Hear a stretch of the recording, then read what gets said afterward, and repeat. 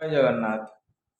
जड़े गृहस्थ से प्रतिदिन किसी ना किसी पाप कर्म करे से पापर किपरि मुक्ति हेब से कौन पाप करे आमर शास्त्र वर्णना अच्छी कंडनी पेषणी चुली उत्कुंभी च मार्जनी पंचसु ना गृहस्थस्य पंचयज्ञात प्रणश्यति।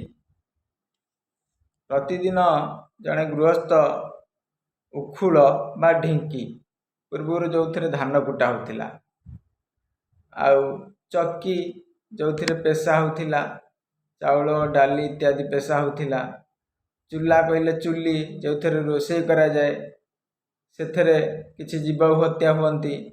जल रखिया स्थान गृहस्थ जो जल रखिया पात्र रखती से किसी जीव हत्या हुअंती। एवं बत्ती बत्ती कहले लैंप हो लंठन हो लाइट हो कि जेकोसी बत्ती हो से किसी जीव हत्या हुअंती। या द्वारा कौन हुए ना गृहस्थ प्रतिदिन किसी ना किसी पाप कर्म करे आ से पाप कर्म मुक्त होगा हेले जो माने पंचयज्ञ करती से पापर मुक्त हो जाती।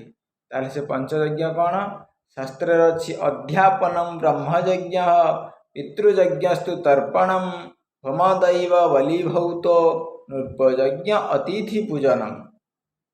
जेमाने अध्यापनम ब्रह्मयज्ञ जो माने ब्रह्मयज्ञ करती अर्थात निजे अध्ययन करती अन्य को अध्यापना कराती बा निजे पढ़ती अन्य को पढ़ाती निजे शास्त्र अध्ययन करती अन्य को शिक्षा दियंती एला ब्रह्मयज्ञ। पितृयज्ञस्तु तर्पणम जो माने पिता मातांकर जीवंत अवस्था सेवा करती पुणी प्राप्ति परे तांकर उद्धार पाई श्राद्ध तर्पण करती।